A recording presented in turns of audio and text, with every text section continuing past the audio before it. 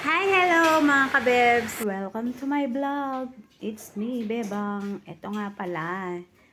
Dahil may tira kaming kanin kaninang umaga, sinangag na nga pala ng anak ko itong kanin. Nagprito siya ng itlog, tsaka nagsangag ng kanin. Tapos bumili na lang ng chicken sa Jollibee. Nagpa-take out. At syempre, salamat na rin sa nagbigay ng tinapay yan. Hola.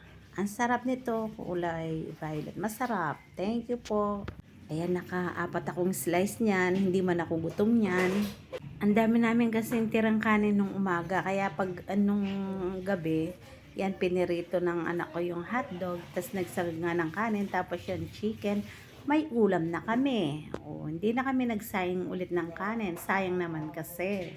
Masipag kasi magluto rin yung anak kong bunso. Silang lahat masipag magluto. Ako naman, masipag din lang akong kumain. At eto na nga, kakain na ako. Busog nga ako nito eh. Ayaw na nang kumain ang tiyan ko, pero yung utak ko gusto pang kumain.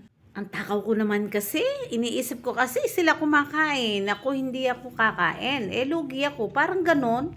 Ito pa naman paborito ko kahit bawal. Ito yung chicken, yung balat lang naman kakainin ko nito. Kumain na kasi ako kanina ng alas 6 eh.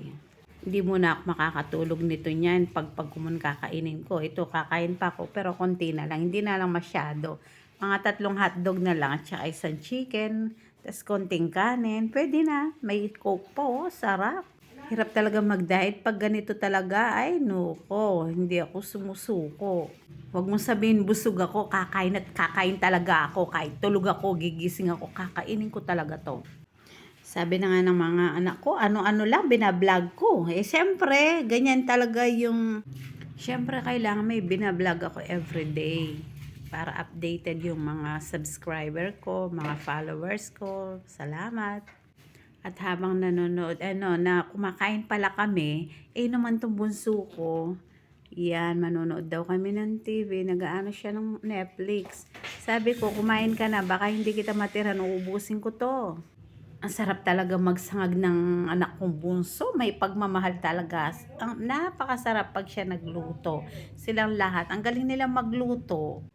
Buti na lang marunong sila magluto, hindi man nagmana sa akin. Thank you for watching. Bye-bye.